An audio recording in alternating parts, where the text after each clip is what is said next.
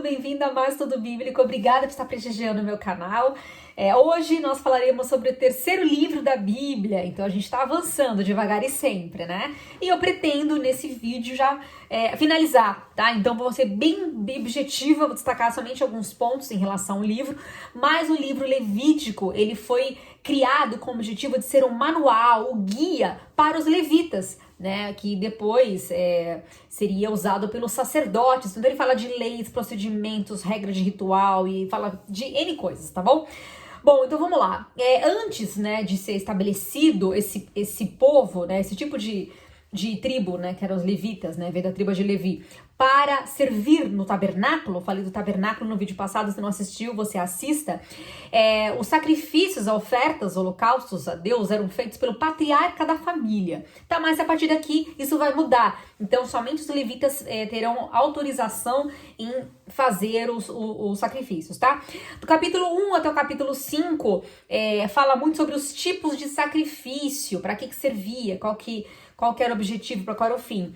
Rapidamente, o primeiro que eu quero citar era o holocausto, né, ou era a oferta queimada, em que era oferecido novilhos, carneiro, cabra, até pombinhas, tá? As pombas eram geralmente ofertadas pelas famílias mais pobres, tá? Inclusive, José e Maria vão ofertar uma pombinha na ocasião do nascimento de Jesus, porque eles eram de origem humilde também, tá?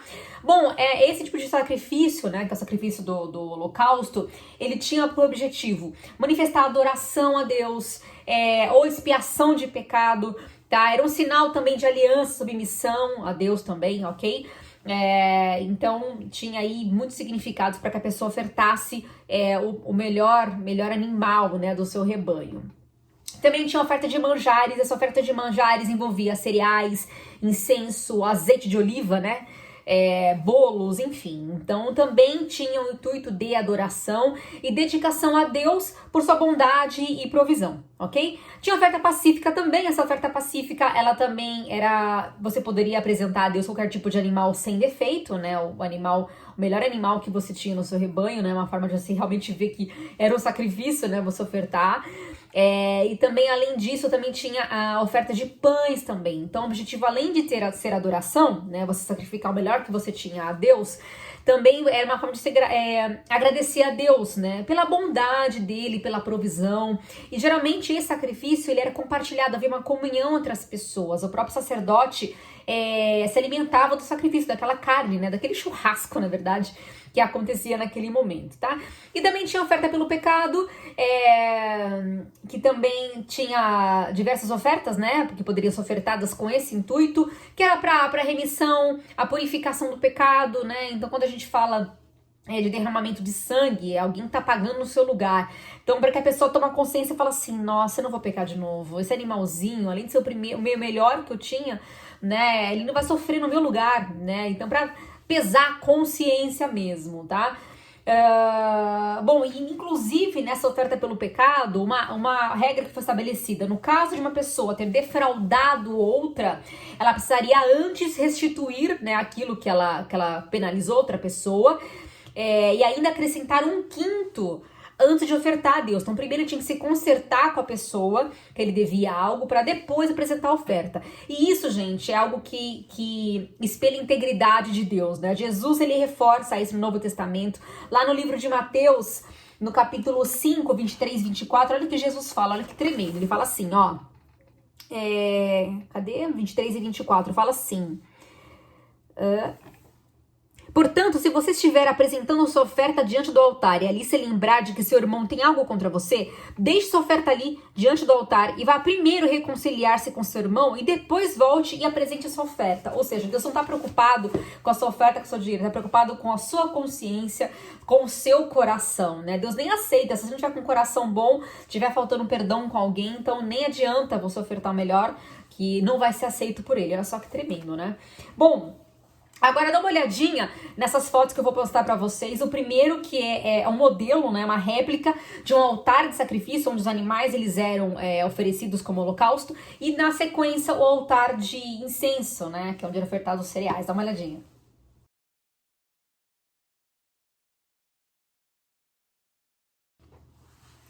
Bacana, né?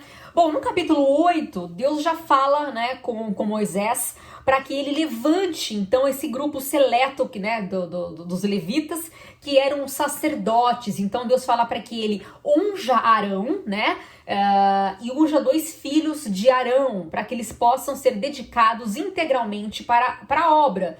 Tá? O papel deles era, por exemplo, montar e desmontar o tabernáculo, cuidar, né, conservar o local, servir as pessoas, né, receber a oferta das pessoas para poder fazer toda a parte do sacrifício e tudo mais, tá? Então eles ficavam integralmente para servir as pessoas e o tabernáculo. E aí ele fez todo um ritual para poder separá-los, né, para isso, consagrá-lo para isso, ou seja, nenhuma outra pessoa poderia fazer sacrifício a não ser eles, que eram habilitados para isso, ok?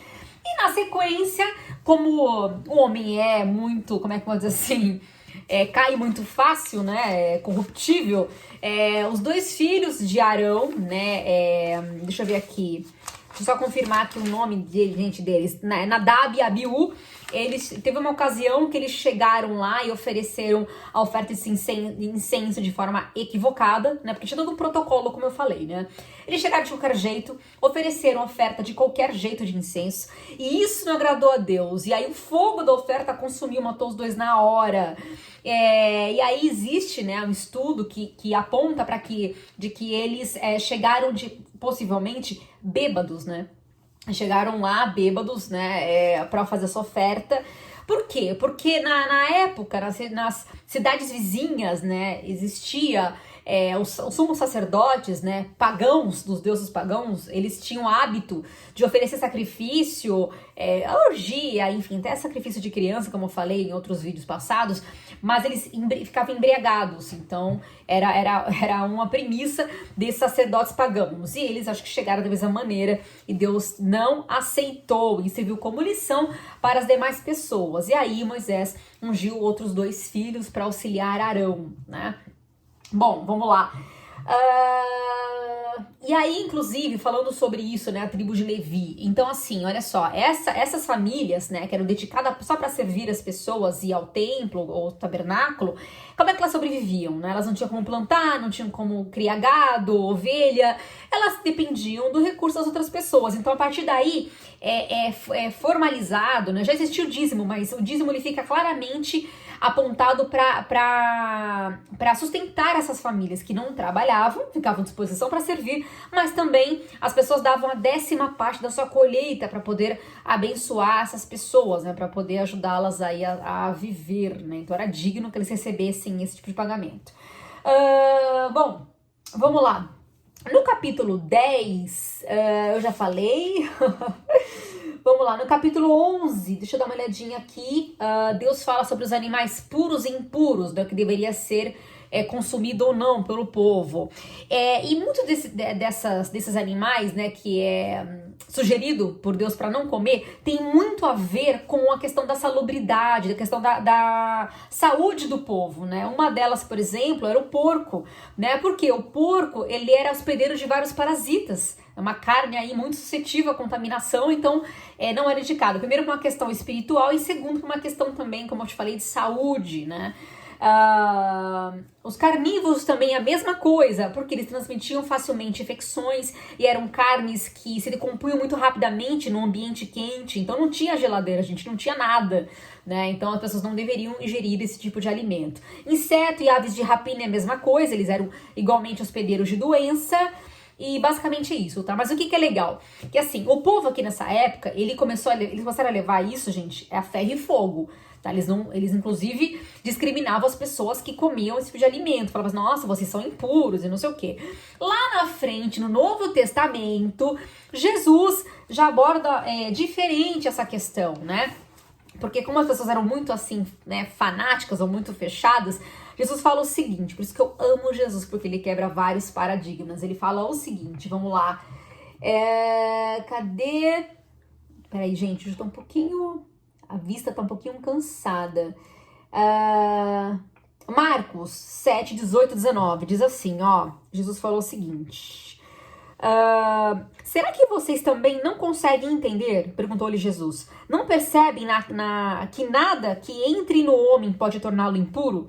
Porque não entra em seu coração, mas em seu estômago, sendo que depois eliminado. Ao dizer isso, Jesus declarou puros todos os alimentos. O que Jesus quis dizer? Ele falou assim, gente, o que contamina não é o que entra pela boca, né? Porque isso automaticamente o organismo ele expele, mas o que sai da boca, o que sai do coração, né? E no livro de Atos também tem uma ocasião em que Deus dá uma visão para Pedro. Pedro ficava escandalizado com quem comia carne diferente, né? E aí Deus falava assim, olha, Deus descia um lençol com vários animais e falou assim, ó, não fale que é impuro aquilo que eu purifiquei. Então Deus liberou para que as pessoas, para que o seu povo pudesse comer todo tipo de carne, né? Então, gente, vamos continuar comendo a feijoada, aquele abençoado por Deus. Bom, vamos lá. No capítulo 13, é muito interessante que aqui Deus dá uma orientação para que Moisés, né, instrui aí, os levitas possam fazer isso com o povo, de instruir e examinar as pessoas. Eles também tinham um papel meio que assim, de saúde, né, como se fosse agente de saúde. Então Deus começa a dar orientação sobre doenças de pele, o aspecto de cada doença, inclusive a lepra, que era uma moléstia extremamente temida e era muito contagiosa. Então aqui fala muito sobre o aspecto de cada pele, se poderia ser furúnculo ou qualquer outro tipo de, ou úlcera, ou qualquer outro tipo de doença. E dependendo, né, da gravidade, do aspecto, ainda mais se fosse uma lepra, a pessoa era orientada a se manter em quarentena. E inclusive, esse é o primeiro registro do Oriente Médio, o mais antigo, que fala sobre esse procedimento, né? Quarentena, que até hoje a gente fala muito, né? Inclusive na época do Covid. Então aí foi estabelecido aí esse recurso que auxiliava muito para evitar a propagação dessas doenças, tá? Bom, no capítulo 18, fala também sobre os tipos de relações, né, sexuais ilícitas. Aí lista várias coisas aqui, Deus fala sobre isso, fala sobre incesto, relação de filho com mãe, com pai, enfim, gente. Eu vou ler alguns deles também. Quando fala aqui da mãe, deixa eu ver, fala do pai. E aí, no versículo 22 também fala sobre assim, sobre outros tipos de relação. Fala de relação de pessoas do mesmo sexo.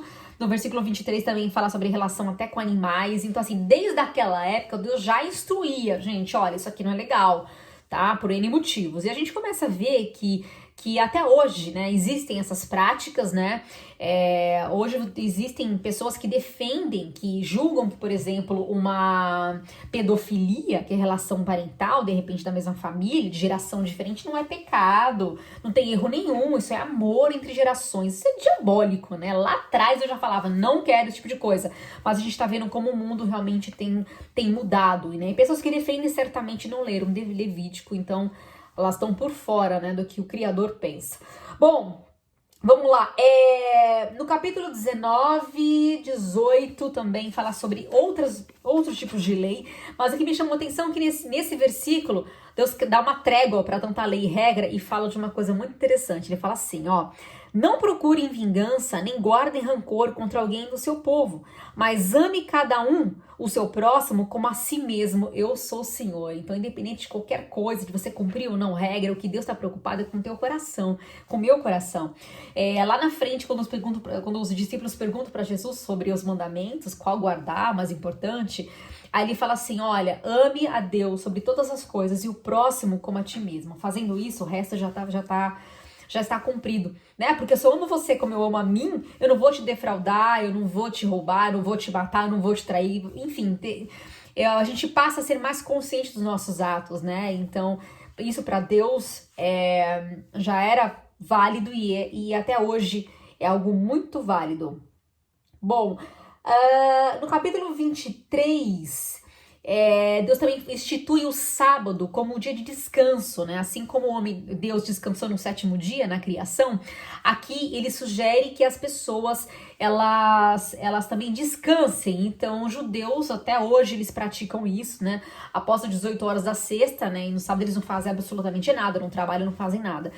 E aí, gente, lá no Novo Testamento, a gente vai ver isso, que Jesus ele vai ser malhado por conta disso. Por quê? Jesus ele começa a curar pessoas no sábado, ele começa a ajudar pessoas, né? Pela graça e misericórdia dele que excede a lei. E por conta, como eu te falei, do povo que era muito focado nessas leis, eles respiravam essas leis, eles ficavam indignados. Falam, poxa, Jesus, você é judeu e vem quebrar um sábado, vem querer curar no sábado. E Jesus vinha com aquela sabedoria dele e falava assim, mas se você vê alguém que tá passando mal, você não vai ajudar, né? Então, assim, é muito legal, gente. A gente vai chegar lá, vocês vão ver como vai ser muito bom, vai ser muito libertador a gente entender algumas coisas, porque existem ainda pessoas que ficam presas em leis e regras e acham que Deus está validando, né? E elas esqueceram de ler o Novo Testamento. Então é importante a gente ler e conhecer a palavra, porque ela é libertadora. Bom, depois, então, nos capítulos 23 e 24, Deus institui várias datas comemorativas, tá? Onde o povo ele deveria festejar. Então, assim, Deus que deu a ideia da festa, isso vem de Deus. A Bíblia fala lá no Novo Testamento que quando o pecador se arrepende, há festa no céu. Então Deus gosta de comemorar, né? E mais uma vez eu digo, tem muitas pessoas religiosas, né, que não gostam de comemorar nada, festa nenhuma, respeito, mas Deus é um Deus de festa. É importante a pessoa dar uma lidinha aqui em Levítico. Inclusive, entre as festas até hoje são comemoradas pelos judeus, tem 3 que são as principais, que são consideradas tipo festas nacionais, em que todo o povo participa, que é as festas da Páscoa, da colheita dos tabernáculos, tá? Mas, basicamente, as festas, elas estão atreladas com as estações do ano, com a colheita, né, agrícola, para poder lembrar como Deus era bom e fiel, né, com o mantimento deles. Bom, respirando um pouquinho, capítulo 26... fala também sobre outras leis, né? Aqui fala sobre a recompensa da obediência. Então Deus deixa claro, fala, olha, se for por esse caminho obedecer, você vai colher isso. Se você desobedecer, você vai colher aquilo. Isso é basicamente a base de que vai nortear o povo, e a gente vai ver que por conta das desobediências, as pessoas terem esquecido do que Deus fala aqui do capítulo 26, eles vão sofrer muitas consequências, vão ser conquistados por outros povos, vão sofrer pestes, doenças, miséria, fome. Gente, vai ter muita história, muita água pra rolar, porque as pessoas simplesmente esqueceram do que Deus falou aqui no capítulo 26. Então, assim, as pessoas não poderiam reclamar que não eram avisadas, elas sabiam que não tinham que fazer, porque Deus jamais vai julgar algo se a pessoa não tem conhecimento daquilo, né? Se não chegou a informação até ela. E aí, a primeira coisa que Deus fala no capítulo 26 é assim, ó: não façam ídolos, nem imagens, nem colunas sagradas para vocês, e não coloquem nenhuma pedra esculpida em sua terra para curvar-se diante dela. Eu sou o Senhor, o Deus de vocês. Como eu falei, na época tinha muitas pessoas que levantavam ídolos, elas esculpiam imagem de ídolos e se curvavam, era pura idolatria. Então a primeira coisa que Deus falou, olha, não façam nenhuma imagem de nenhum ídolo e não se curvem. Então Deus não dá nenhum tipo de flexibilidade a isso. Fala entre outras coisas. E para fechar, vamos lá, capítulo 27, ele fala também, né, sobre dedicar a primícia, né, ou dedicar os dízimos a ele, né, então as pessoas tinham essa prática, a primeira parte, a 10ª parte da colheita, de ofertar a Deus, né, porque é uma forma de gratidão e é uma forma de purificar o resto, né. Uma vez que as pessoas elas dedicavam, separavam, devolviam essa 10ª parte a Deus, todo o resto era abençoado, a colheita era abençoada. Então, gente, é basicamente isso. Falei super rápido, tá? Depois eu vou dar uma olhadinha também, eu vou anexar, esqueci de anexar, a foto do sacerdote, tá? Como a partir de agora vai ter o sacerdote, ele tem toda uma vestimenta, todo um aparato, dá uma olhadinha na foto dele, tá? De como é que eles eram trajados, tá ok?